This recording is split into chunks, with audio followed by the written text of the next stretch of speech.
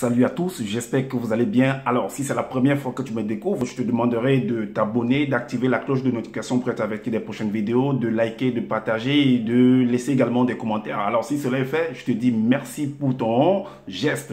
Alors, comme je le dis constamment dans mes partages, que Salomon dit qu'il n'y a rien de nouveau, ce qui a été, c'est ce qui est et c'est ce qui sera encore. Et que le physique est le reflet du non visible et que le Créateur, par son verbe, parle tantôt d'une manière, tantôt d'une autre et l'on y prend point garde. Alors, toi qui m'écoutes aujourd'hui, si tu ne prenais pas garde autrefois, dès à présent, commence à prendre garde par rapport à ce que tes yeux peuvent voir, tes oreilles peuvent entendre, tes sens peuvent capter au travers de la nature. Analyse bien la situation, retiens ce qui est bon et transmets-le également à tes enfants parce que il y a une formule qui dit que l'homme, la femme, l'enfant, l'être, la créature périt faute de connaissance. Donc, il est primordial de pouvoir fusionner avec le savoir afin d'avoir une meilleure visibilité des choses. Et encore, nos pères, nos mères, dans les temps d'autrefois, ont eu toujours à appuyer leur dire par des métaphores, des énigmes, des paraboles, des dictons, des proverbes, en utilisant les éléments de la faune et de la flore. Et ils ne peuvent pas aller au-delà. Car la loi du Créateur le veut ainsi. Nous sommes contenus dans un globe et personne ne peut sortir et personne ne peut entrer.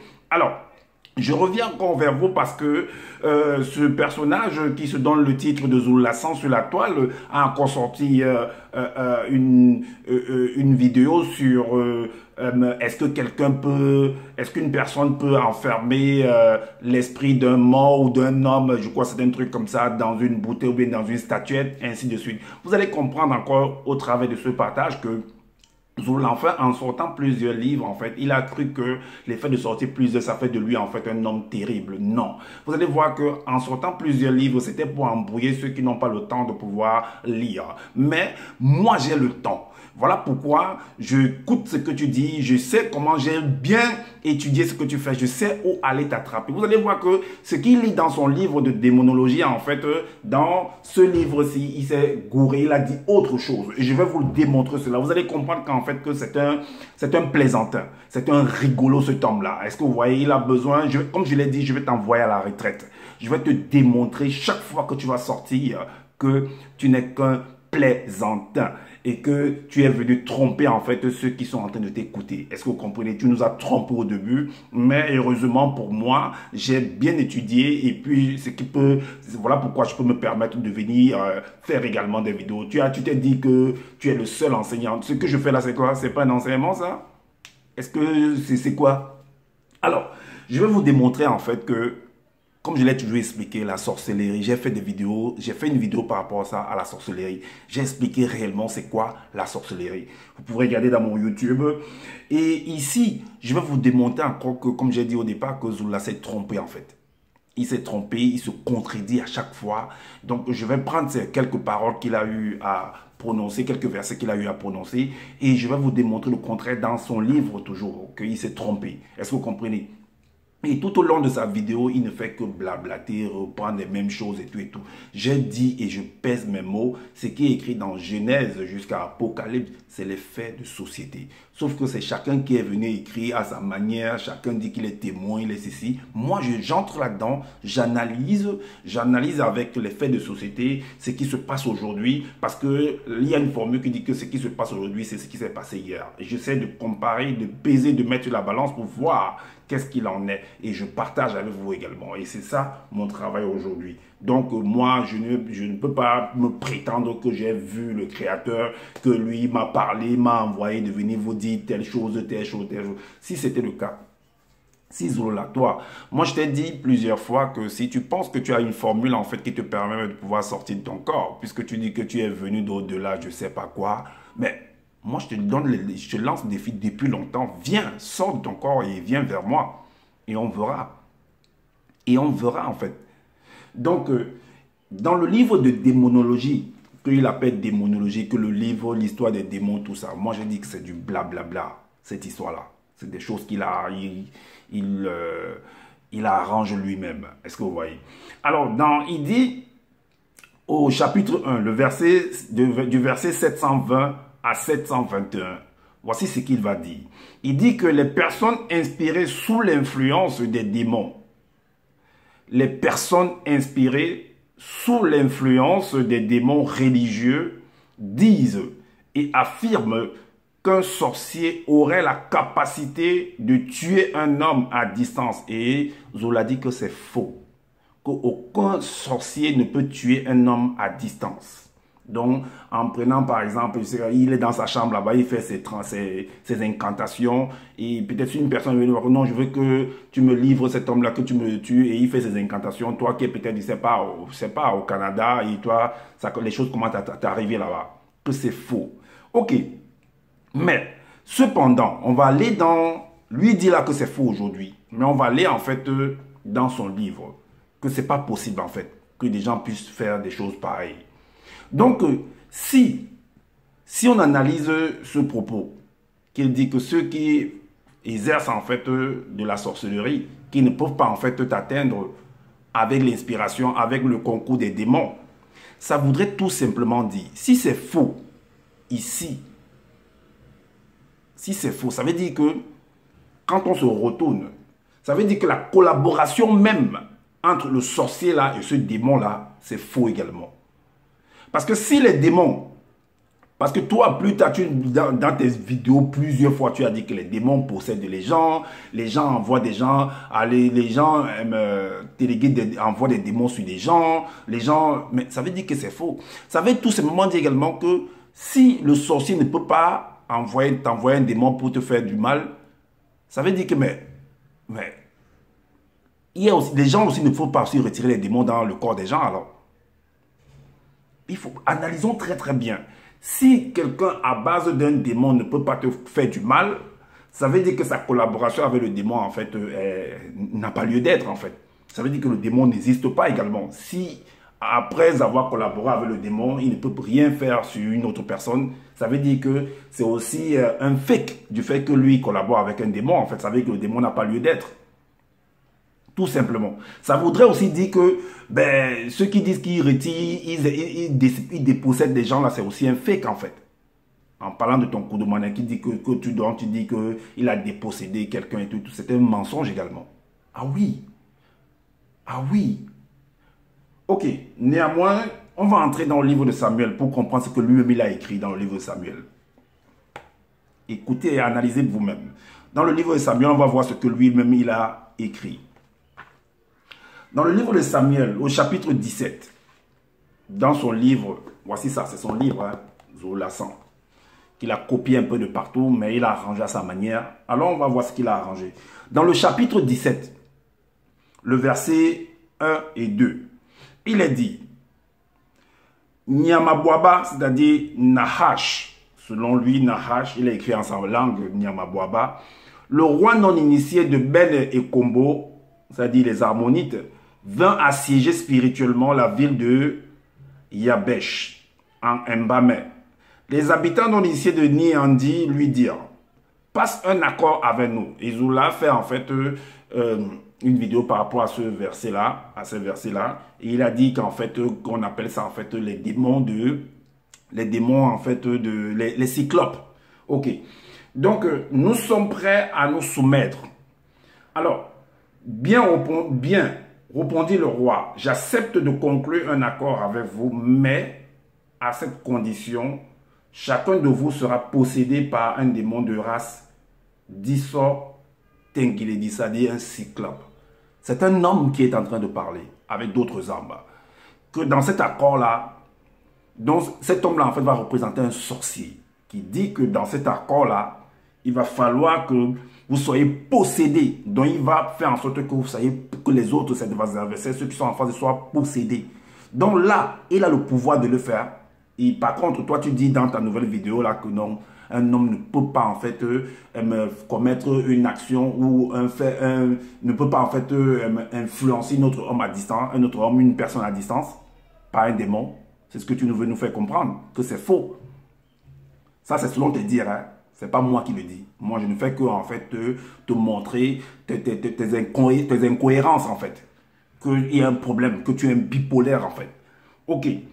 Donc, bien répondu, le roi, j'accepte de conclure un accord avec vous, mais à cette condition, chacun de vous sera possédé par un démon de la race des Dissotingiledi. C'est ce que toi-même tu écris.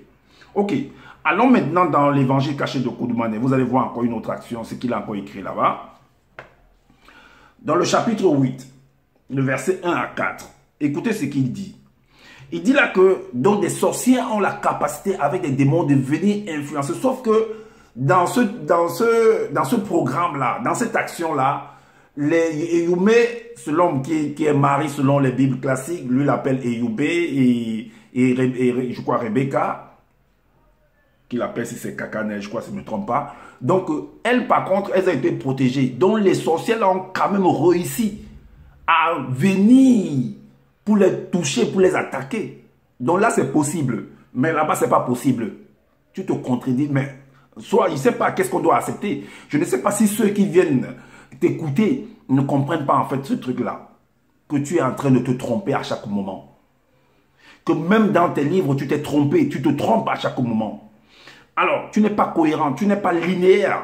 Tu es toujours en train de te contredire. Alors, on va lire quand même juste de 1 à 4. Il est dit, un soir, de pleine nuit, il appelle ça des Bouengende, à sa langue douala, au milieu d'une forêt ténébreuse, près d'un grand baobab, des sorcières se prosternaient en direction de la lune mystérieuse en invoquant la fausse divinité lunaire, des blancs et des sarmeleux. Ça n'engage que lui, c'est celui qui écrit, je ne fais que lire ses écrits.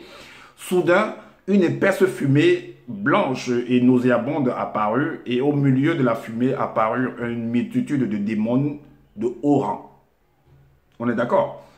Alors, ces démons entrèrent dans les corps de ces sorcières par une porte ouverte afin de prendre possession d'elles. Donc les démons ont possédé les sorcières pour que les sorcières puissent faire quoi après? On va dire. Quelques minutes plus tard, ça c'est une influence. Ça c'est une inspiration en fait des sorcières. Qu'est-ce qu'elles vont faire? Plus tard, quelques minutes plus tard, les sorcières sortirent mystiquement de leur corps physique en esprit pour se rendre vers Kakane et Eyoumé afin de les réduire au silence. Donc c'était vrai ça. C'était vrai. Zouloula, je te pose la question. Donc là c'est vrai que des sorciers peuvent ou des sorcières peuvent à partir des démons aller influencer, rendre une personne, fermer la bouche à une autre personne. Là c'est possible. On va encore dans un autre verset. Dans Origine, chapitre 21. Chapitre 21. Le verset Origine 21, chapitre verset 1 à 4. Il est dit. Sango partit du territoire. Sango partit du territoire du sud-ouest pour la région du sud-ouest, la région du sud de Longanapi pour y demeurer. Alors, Sango dit à Kingé, sa femme, dans la région du sud de Longanapi, tiens-toi sur tes gardes dans ton esprit durant ton sommeil, car le grand chef de la région a en lui un puissant esprit incurbe, donc c'est un sorcier. Le démon mâle qui abuse intimement des femmes endormies. Et durant la nuit, ce grand chef sort de son corps physique en compagnie de ce démon incube de la nuit en entrant par la porte secrète des rêves afin de s'unir intimement aux femmes. Donc là, c'est possible. Là, c'est possible de faire du mal à quelqu'un. Là, c'est possible. Ok. Le verset 6 nous dit: et celui-ci sortit durant la nuit de son corps physique, accompagné d'un démon incube afin d'abuser intimement de King. Là, c'est possible. Maintenant, on va dans le livre de Juges. Dans le livre de Juges. Juges, chapitre 16, verset 54 à 54-55. Il est dit: alors, ces hommes répondirent aux démons: laissez-nous l'ensorceler. Donc les sorciers là ont la capacité d'ensorceler quelqu'un. Mais pour l'ensorceler, ils font quoi? C'est à distance ou bien c'est côte à côte? Bien ça se passe comment, Zola? Puisque là-bas, tu nous as dit que c'est faux. Dans la vidéo que tu viens de sortir là-bas, que voilà, personne ne peut mettre l'esprit de quelqu'un. Mais tu as dit bien dans démonologie. Tu sais ce que tu as écrit là dans Démonologie 720 à 721, que les personnes inspirées sous l'influence des démons religieux disent et affirment qu'un sorcier aurait la capacité de tuer un homme à distance. Pas seulement de tuer, de faire beaucoup de choses également. Mais tu as dit que c'est faux. On te montre en fait le contraire de ce que toi-même tu as écrit. Alors, ces hommes répondirent aux démons. Laissez-nous l'ensorceler. Mais ils devaient ensorceler avec quoi? Avec le concours de qui? On vous prie. Ensuite, on vous le livrera. Le verset 55 nous dit, sur quoi 3000 sorciers de Soma descendirent à la caverne d'un rocher secret. Donc c'est c'est à partir de ce rocher-là qu'ils devaient influencer. Ils devaient commettre leur action. Ils devaient commanditer leur action. Ils devaient orienter leur action. Alors, dans son rêve, durant son sommeil, et dire à Isombewe, c'est-à-dire Samson, ne sais-tu pas que les démons dominent sur nous? Que nous as-tu donc fait? Est-ce que vous voyez? Maintenant, le verset 57 nous dit, mais au même instant, dans le rêve, Isombewe vit les pensées secrètes de ces 3000 sorciers dire, 2 points, c'est pour t'ensorceler que nous sommes entrés dans ton rêve pour te livrer entre les mains des démons. Donc ils ont pu quand même, il y a eu une influence, il y a eu un dialogue entre les sorciers à distance et le Isombewe. Là c'est possible. Ok, on va dans une autre étape. Tu as dit dans Démonologie 1, chapitre 1, verset 407 à 410. Tu as dit, je cite, « Il y a des hommes qui envoient les démons pour abuser, influencer les vôtres, mystiquement des êtres. » Qu'il y a des soi-disant des hommes qui envoient les démons pour abuser mystiquement des êtres. Abuser, influencer des vôtres, tout ça. Donc ils se disent qu'ils peuvent influencer tout ça et tout et tout. Ok. Donc ils vont utiliser par exemple, et tu as dit par exemple à la suite que la croix ne fait pas fuir les démons. La croix ne fait pas fuir les démons. Tu as dit que ni l'eau bénite, pas même les versets des Bibles actuelles, ni les supposés versets des livres religieux, il en est de même pour les chapelets. Donc les chapelets, l'eau bénite, les versets bibliques, la croix que les catholiques utilisent, que je te chasse hors de ce corps et tout, ça ne peut rien faire du tout. Donc ça veut dire qu'aucune amulette,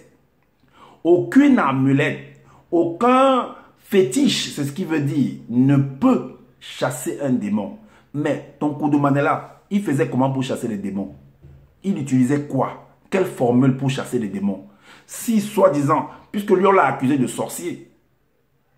Et toi, tu dis qu'aucune amulette, aucun fétiche, aucun chapelet, aucune croix, aucune eau bénite, soi-disant bénite, aucun supposé verset religieux, aucun chapelet ne peut chasser les démons.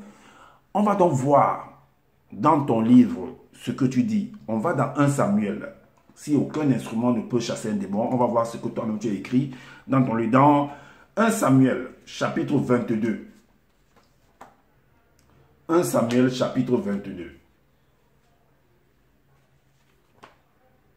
1 Samuel, chapitre 22, c'est où ça? Voilà. 1 Samuel, chapitre 22, voici ce que tu écris. À partir du verset 13, il est dit, l'entité avait retiré sa protection sur Nyongi, et voici qu'un démon guerrier de haut rang le posséda intellectuellement, mentalement et physiquement, puis se mit à le tourmenter. Le démon s'est mis à le tourmenter.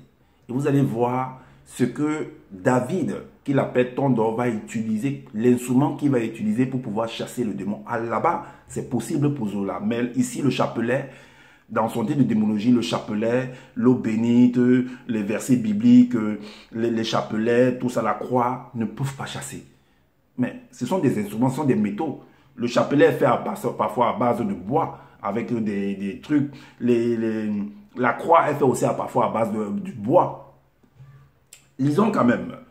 Au verset 15 à 17, le verset 15 à 17, voici ce qu'on va faire pour chasser le démon, ce que David va faire.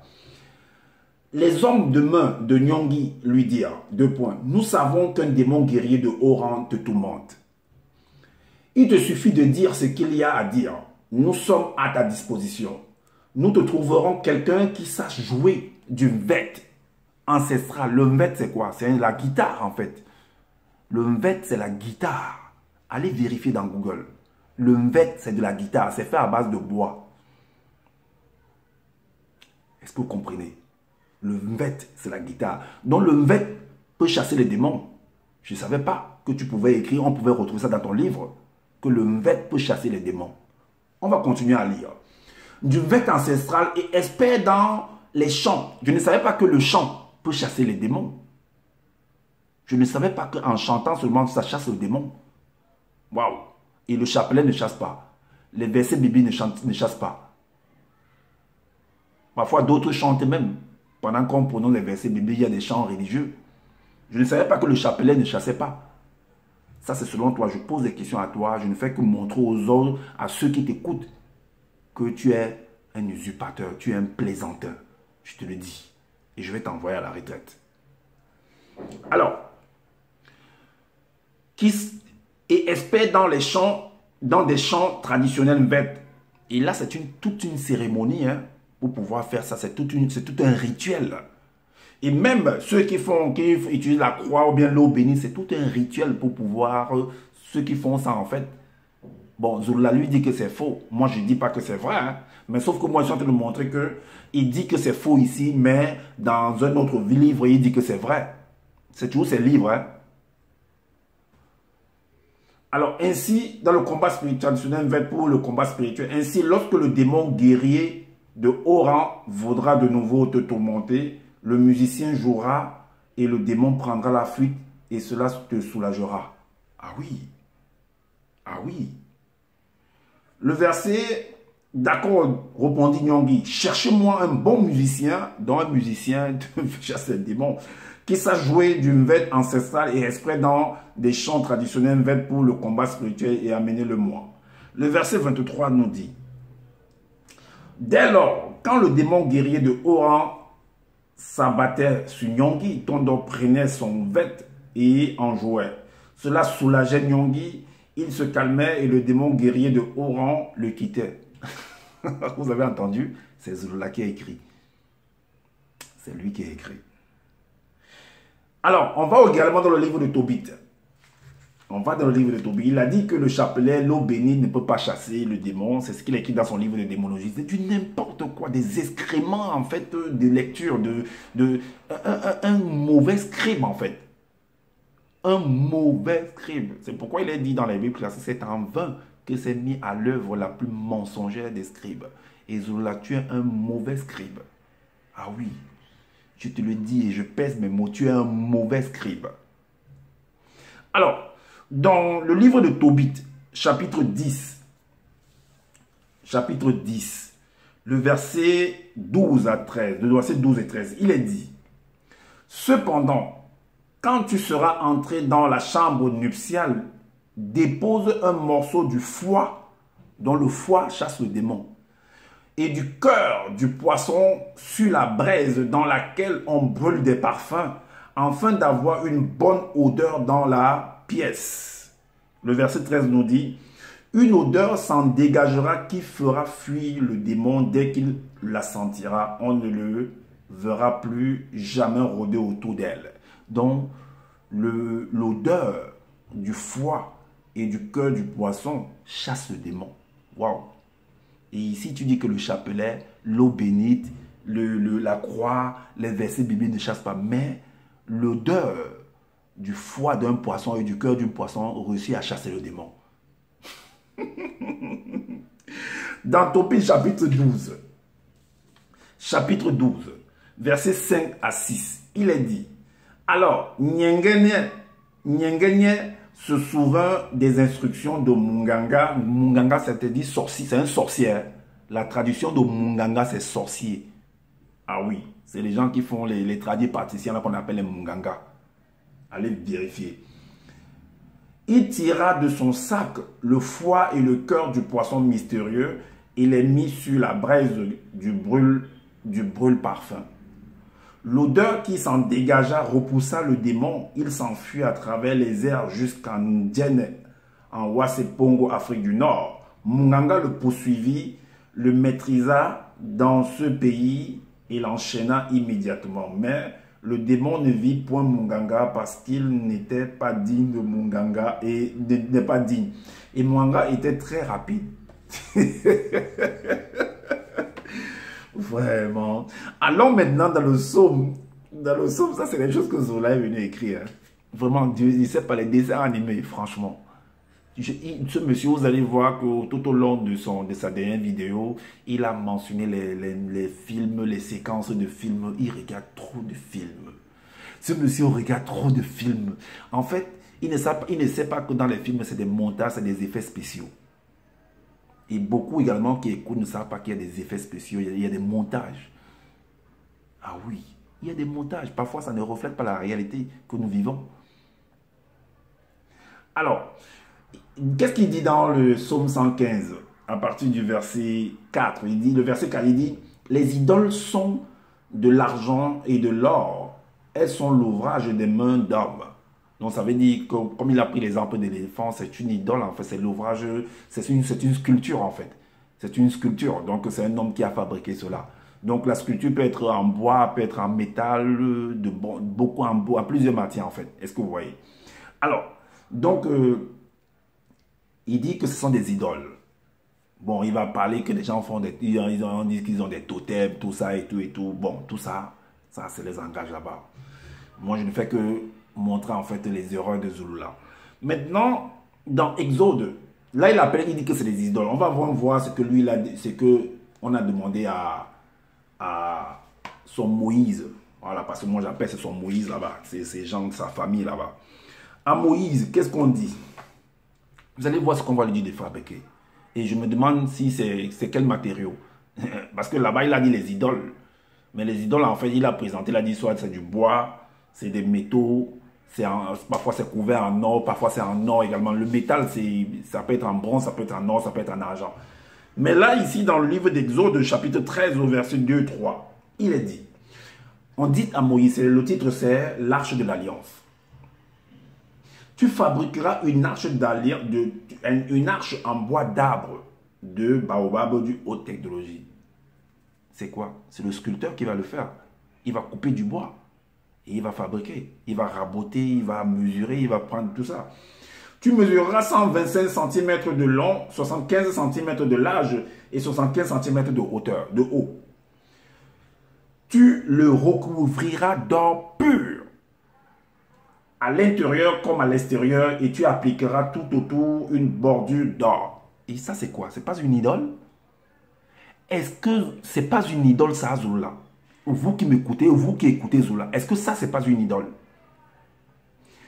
Allons à la suite. Le verset 8 nous dit, dans cette arche, tu déposeras le témoignage que nous t'avons donné. Ce témoignage, c'est quoi? C'est un truc physique ou c'est un truc comment? C'est un truc matériel ou bien immatériel? Moi, je ne comprends pas. C'est un truc qu'on ne peut pas toucher. Le verset 9 à 12 dit, tu fabriqueras le couvercle de l'arche en or pur. Le couvercle de l'arche en or pur. C'est du métal. C'est le sculpteur qui le fabrique. Il aura 125 cm de long et 75 cm de large. Tu façonneras deux béboutins mondiaux. Les béboutins mondiaux, en fait, c'est des chérubins. Ce sont des hybrides. En or, martelés aux deux extrémités du couvercle. Ce sont des idoles. Ces deux béboutins modifieront corps avec le couvercle à chacune de ces extrémités. Donc, ils seront collés. Ils se feront face, le visage dirigé vers le couvercle, qu'ils protégeront de leurs ailes déployées. Est-ce que vous comprenez? On est d'accord? Dans Exode chapitre 16. Mais tout ça, toute cette fabrication, c'est pour mettre où? Et pour faire quoi? Pour faire quoi avec? Si ce sont pas des... C'est pas pour faire un culte, c'est pas pour faire des cérémonies. C'est pas pour faire des cérémonies. Le chapitre 16 du livre de Exode, toujours dans le livre de ce monsieur, le verset 26 nous dit, 26 à 28, il dit, des artisans initiés confectionneront un rideau en fil de lin résistant mêlé de laine violette, rouge et cramoisie. Il sera orné de béboutins mondis brodés des chérubins brodés. Il sera fixé au moyen d'agrafes en or sur 4 colonnes en bois de baobab, recouvert d'or et reposant sur 4 socles d'argent. Le verset 21 dit, le rideau sera placé au-dessous des crochets. C'est derrière ce rideau que l'on déposera le coffre contenant le coffre. Le coffre. C'est quoi ça? Contenant le témoignage de l'alliance. Le rideau servira ainsi de séparation entre le lieu saint. Le lieu saint, c'est quoi un lieu saint? C'est pour aller faire quoi là-bas? Lieu où résident toutes les entités spirituelles du grand ordre des choses, et le lieu très saint, lieu où les deux manifestés avant la non-existence apparaissent hors de la non-existence. C'est quoi? C'est pas une cérémonie de culte, c'est pas un rituel ça? Est-ce que c'est pas un rituel ça? Alors, dans le livre de démonologie, encore, dans chapitre 1, verset 411, voici ce qu'il dit. Il dit, les démons peuvent inspirer les auteurs, des auteurs en fait, des scribes, ceux qui écrivent, dont les auteurs peuvent les inspirer. Là, il dit que les auteurs peuvent les inspirer de venir rédiger des choses, que les démons ne sont pas en fait, ne possèdent pas en fait des objets inanimés, soi-disant. Mais le livre est inanimé. Quand tu lis, ça ne te parle pas. Qu'est-ce que tu appelles inanimé? Même l'éléphant là, il n'y a aucun objet qui existe qui n'est pas animé. Ah, je te le dis. J'ai comme l'impression que vous ne comprenez pas ce qui veut dire animé. Il y a une formule dans les Bibles classiques qui dit que la nature elle-même ne vous enseigne-t-elle pas? Chaque objet, chaque rangement, chaque chose qui est disposée selon, je ne sais pas, chaque chose qui est disposée t'enseigne. Envoie un signal. Donc ça a une animation. Ça projette en fait. Parce que ce que tes yeux voient, ce qui frappe aux yeux, rejouit le cœur. Mais qu'est-ce qui t'a frappé? Qu'est-ce qui est sorti de cet objet-là et t'a frappé? Pour que ton cœur soit rejoui. Si la chose est inanimée, pourquoi ça a un impact dans ton intérieur? Pourquoi cette chose que tu appelles, Zola, moi je m'adresse à toi, cette chose que tu appelles inanimée, a un impact? Qu'est-ce que ça fait chez toi si c'est inanimé? Tu fais quoi avec les choses inanimées chez toi? Parce que vous n'avez rien compris en fait dans la compréhension, dans l'essence même de chaque chose. Toi et ceux qui t'acceptent, qui écoutent ces bêtises que tu racontes. J'ai dit stop à cela, c'est pourquoi je me suis levé comme un seul homme. Pour te faire barrage de ton imposture. Alors, donc tu dis que les démons peuvent inspirer néanmoins des auteurs. Mais les sorciers ne peuvent pas utiliser l'inspiration des démons pour pouvoir attaquer les gens. Là, c'est faux. Donc après tu dis que non, les gens peuvent, soi-disant, ou tu affirmes ou tu infirmes, qu'il y a des gens qui peuvent influer par les votes, tout ça et tout et tout. Bon, les gens comme toi sont inspirés, toi comme Zouloula, parce que tu dis que les démons peuvent inspirer les auteurs, tels que toi, Zouloula, sens. Parce que ce que tu es venu écrire, c'est l'inspiration de tes démons, que tu connais, que tu cites tout le temps là. Ça vient de tes démons. C'est bien en vain que tu t'es mis à écrire des choses. Voilà à quoi ça t'amène. Tout ce que tu es venu écrire, regarde à quoi ça t'amène. Tu t'es dit que tu es le seul enseignant. Tu as dit que personne ne peut te rivaliser. Mais celui que tu as soi-disant enseigné est en train de te tenir tête. Oui, je te tiens tête et je vais t'envoyer à la retraite. Ceux qui ont le cœur, ceux qui ont la justice en eux, vont analyser, vont comprendre que ce que je dis est vrai. Je ne viens pas pour raconter des choses en l'air. Non. Je donne des preuves de ce que toi-même tu fais, de ce que toi-même tu dis. Que tu es un menteur, tu es un plaisantin, un rigolo. Tu n'es qu'un féman qui profite de l'ignorance de ceux qui t'écoutent afin de les estorquer de l'argent. Tout simplement. Tu as laissé ton travail de cuisinier pour venir t'asseoir à la maison, grossi comme un porc, avec l'argent des membres de ton groupe. En copiant dans les livres, dans les Bibles classiques, dans le livre de Secret des Nord, dans le livre de Fables d'Olivet, en copiant partout les œuvres des autres, il dit que tu es un écrivain, que tu as été envoyé. Par qui? Par qui? Alors, vous allez voir que Zola lui-même c'est un menteur. Pourquoi? Dans le livre, il a dit que son Loba est unique créateur. Bon, il y a plusieurs versets. Bon, moi je vais m'arrêter là. Il a dit que c'est l'unique créateur. Hein? Vous allez voir qu'il s'est gouré là-dedans. Parce que ce qu'il a écrit par rapport à Moto, qui est Adam dans les Bibles classiques, dans Origine 2, chapitre 18, il a dit là, on va lire, hein, il dit, il arriva qu'un jour, Moto plongea dans ses pensées les plus profondes lorsqu'il observa attentivement tous les êtres semi-astro et semi-physiques ayant un souffle de vie qu'il côtoyait selon leur espèce en Éden, en méditant sur eux, en considérant avec fascination et joie la complicité et les sentiments qui émanaient ça. Ça, il a pris ça dans le livre de Fables d'Olivet. La complicité et les sentiments qui émanaient entre mâle et femelle de chaque espèce, il naquit en lui. Il naquit en lui. Il naquit en ce Moto-là. Qu'est-ce qui va naître en lui? Un sentiment nouveau. Une émanation étrange s'empara de lui. Sa pensée et sa réflexion continuaient de s'élargir jusqu'à donner naissance à une image mentale de quelqu'un comme lui. Donc, il a créé quelque chose dans son mental selon ce qui est écrit. Ses pensées ne pouvaient bien sûr échapper au regard perçant de l'entité et la manifestation de la volonté de Loba déclara par l'entité. Ainsi, il n'est pas approprié qu'au Moto, après la transmutation de sa pensée, c'est-à-dire sa réflexion, soit plongée dans la solitude de son être intérieur. Je lui ferai donc une compagne émanée de lui-même. De cette façon, je mettrai cette femme à l'existence en la faisant sortir du mystère de sa réflexion. Donc, comme Zola nous veut nous faire comprendre qu'avec le chapitre de verset 18 là, que son Loba n'avait pas encore créé la femme. Il a fallu que Moto crée une image digitale dans son moi intérieur. Et que, c'est sûr que ça a supprimé même son Loba là, hein, parce c'est sûr qu'il était vraiment stupéfait. Waouh! C'est la créature que j'ai faite, mais c'est elle qui a un déploiement, qui a un potentiel pareil.